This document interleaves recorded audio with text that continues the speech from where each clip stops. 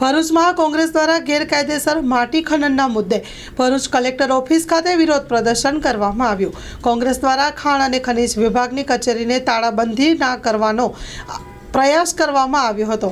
Police અને કોંગ્રેસના કાર્યકરો વચ્ચે ઘર્ષણ થયું। પોલીસે 50થી વધુ આવેલ કોંગ્રેસના કાર્યકરોની કરી અટકાયત। Story report by Asad Syed. કુદરતી સંપત્તિ અને પ્રકૃતિને ભરૂચ જિલ્લામાં જે નુકસાન થઈ રહ્યું છે, આજે ભરૂચ જિલ્લામાં ભૂમાફિયા બેફામ થઈ ગયા છે। આજે ખાણ ખનીજ ખાતું ભૂમાફિયાના કોળામાં માથું મૂકીને સૂઈ રહ્યું છે। બિલકુલ મિલીભગતમાં પૈસાના વ્યવહારથી ચૂંટાયેલા ભારતીય જનતા પાર્ટીના પ્રતિનિધિઓ, ભારતીય જનતા પાર્ટીના આગેવાનો માટી ખનનનું હનન કરી રહ્યા છે। નર્મદા નદી પવિત્ર, જે ફક્ત હિન્દુવાદની વાતો કરે છે, માં નર્મદા નદી જેના દર્શનથી હિન્દુઓના દુઃખ દૂર થાય છે, એ નર્મદામાંથી માટી અને રેતીનું હનન કરી ત્યાં અસંખ્ય લોકો નાવા જાય છે। મૃત્યુ કેટલા યુવાનો આવેલા છે એ આપ સર્વ જાણો છો।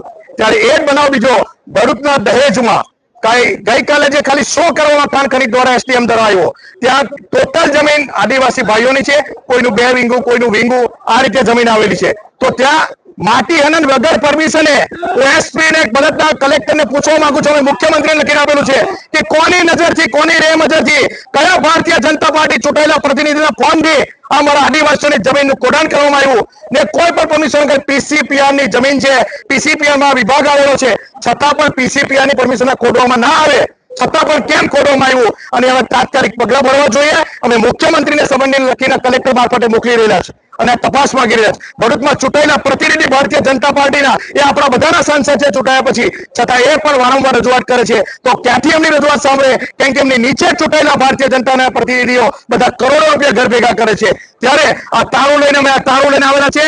ભરૂચ જિલ્લામાં ખાણ ખનીજ વિભાગની કોઈ જરૂર નથી।